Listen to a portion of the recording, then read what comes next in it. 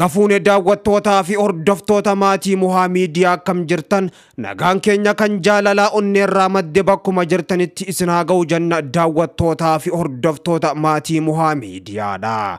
Qophii keenya ammaaf qabanne kan isinitti himu ana Muhaa Oromooti. Hagaduma sagantaatti nu waliin turaan afeerraa keenya gamanumaan viidiyoo keenya like share gochuus hin dagatinaadha. Giddu galeessa Oromiyaa fi Oromiyaatti wal waraansi waraana bilisummaa Oromoo WBO fi waraana mootummaa gidduutti adeemsifamaa jiru ammaachaa dhufu maddeen dirree lolaa himanii jiru. WBO'n zoonii giddu galeessaa godina Shawaa Lixaa aanaalee Amboo fi Adaa Bargaatti WBO'n zoonii bahaa godina Harargee bahaa fi Harargee Lixaatti lola gaggeesseen waraana mootummaa irraan hubaatii guddaa gahee akka jiru himee jira. WBO'n zoonii giddu galeessaa Cibraan Jagamaa Badhaanee guyyoota lamaan kana godina Shawaa Lixaa aanaa Amboo gandoota hedduu keessatti lola eegalee waraana mootummaa irraan hubaatii cimaa geessisee akka jiru beeksisee jira.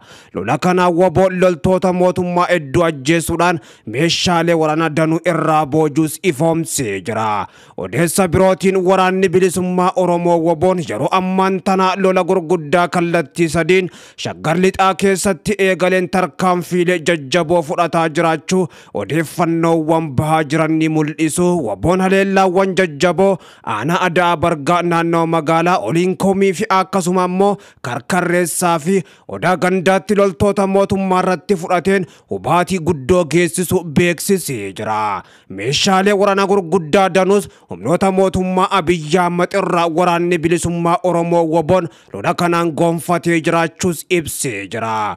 WBO'n zoonii bahaa godina Harargee bahaa aanaa Gooroo guutuu araddaalee hedduu keessattis lola waraana mootummaa wajjin adeemsiseen loltoota mootummaa hedduu ajjeesuudhaa fi hedduu madeessu WBO'n beeksisee jira.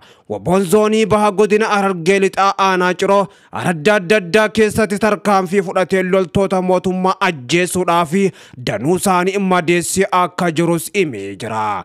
Godina Harargee bahaa aanaa Xulloo araddaa tokkummaa keessattis humnoota mootummaa Abiyyi Ahmad haleellaa gurguddoo gubbatti raawwateen hedduu isaanii barbadeessee akka jiru waraanni bilisummaa Oromoo WBO'n himee jira. Akkasuma godina Harargee Lixaa aanaa Dobbaa bakkoota garagaraattis waraanni bilisummaa Oromoo WBO'n lola guddaa humnoota mootummaatii wajjin gaggeesseen hubaatii cimtuu irra geessisee jiraachuus beeksisee jira.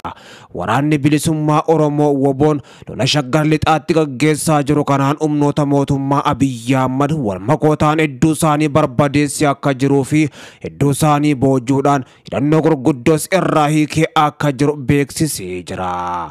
Kana qofa otoo hin taane waraanni bilisummaa Oromoo WBO'n zoonii kibbaattis Konyaan Gujii Lixaa Birgeediin Biiftuu bilisummaadhaa aanaa Qarcaa fi akkasuma aanaa Bulee Horaatti tarkaanfii laaleessaa waraana mootummaa Biltsiginna irratti fudhateen waraana hedduu du'aa fi madoodhaan adabee jiraachuu beeksisee jira. Tarkaanfii waraanni bilisummaa Oromoo WBO'n bakka saditti waraana Biltsiginna irratti fudhateen loltoota Biltsiginnaadhaa 100 ol du'aayyuu adabuu 70 ol madoon dammii hin qabneen adabee jiraachuu waraanni bilisummaa Oromoo WBO'n zoonii kibbaa beeksisee jira. Gama meeshaatiin waraanni bilisummaa Oromoo WBO'n lola guddaa guyyaa har'aan tana zoonii kibbaatti gaggeesse kanaan qawwee AKM dabalatee bireenii tarkii akkasuma bombii rasaasa bireenii 600 ol rasaasa AKM'dhaa 1250 ol uffata waraana garagaraa irraa boojuudhaan mooraa qabsoo bilisummaa Oromootiif galii taasisee jiraachuu waraanni bilisummaa Oromoo WBO'n beeksisee jira. Waraanni bilisummaa Oromoo WBO'n jiddu galeessatti godina Shaggar Lixaatii fi akkasuma kibba Oromiyaatti ammoo humnoota mootummaa Abiyyi Ahmad barbadeessaa akka jiru kan beeksise humnoota walmakoo ta'anii maqaa waraana bilisummaa Oromoo balleessuu fi opereeshinii isa xumuraa humnoota shiftaadhaa qulqulleessu joon bobbaafaman gubbatti fudhateen yeroo ammaan tanaa akka baala mukaatti harcaasuudhaan injifannoo gurguddoo gonfatee jiraachuu gootichi waraana bilisummaa Oromoo WBO'n woboon beeksisee jira. Woboon yeroo garagaraatti mootummaan Abiy Ahmed duula guddaa qindaa gubbatti labsus otoo hin danda'amin har'aan tana kan ge'ammoo jiddu galeessa biyyattii dabalatee akkasuma kibbaa fi lixa Oromiyaa akkasumatti bahaanis bahuudhaan bakkoota hedduutti mul'ate humnoota mootummaa Abiy Ahmed harcaasuu irratti argama. Imalli keenya if duuba deebis kan hin qabne jechuudha yeroo ammaan tana dhaadachaa jira.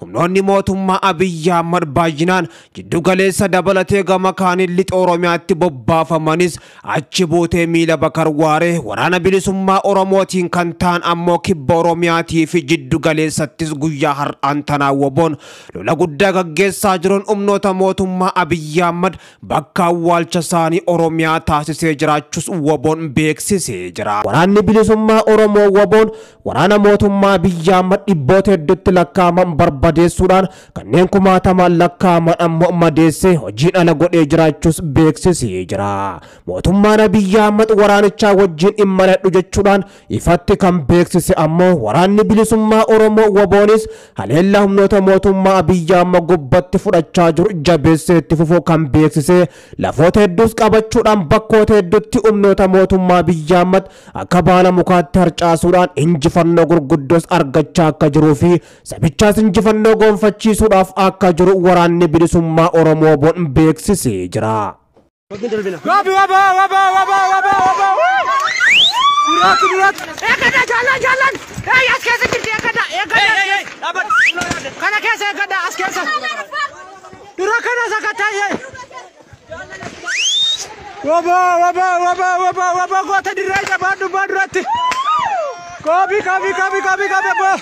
Injifannoon kan keeti.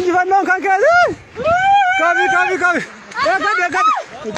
Nu kasi nasi kwa. Jabat. Ekada. Askesa namite ekada. Jalan nu kasi. Kuno askesa namite ekada askesa jirti.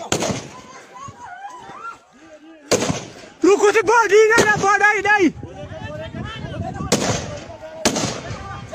Sakatay. Kuno rukuti kiyafat.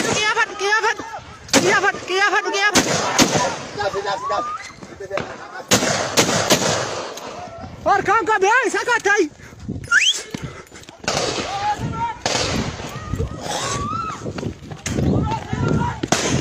Kabi baba.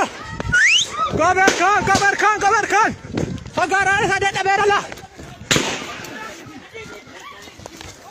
Arkan ka bamer. Gadi solili pagara. Dai rukuti.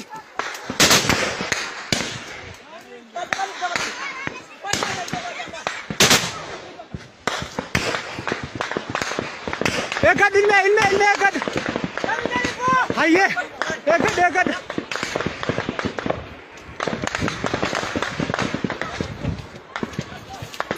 Rai kadir kuno takana rukuti la. Waba gota dirai jabadu badratti. Kabi bo. Injifannoon kan keeti. Kabi. Ekad. Nu kasi nasi kwa. Jabat. Ekada. Askesa namite ekada. Jalan nu kasi. Kuno askesa namite ekada askesa jirti. Rukuti bodi na bodai. Sakatay. Kuno rukuti kiyafat.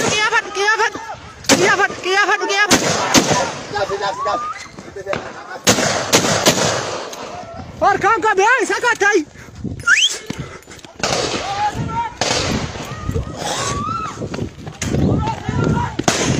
Kabi baba. Kabar kan. Pagara sada taberala. Arkan ka bamer. Gadi solili pagara. Dai rukuti.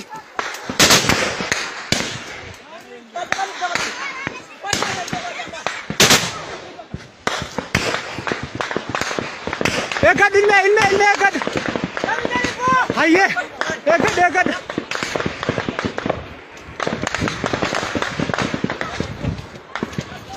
Raayika dhiirri kun akka kana rukkute laa.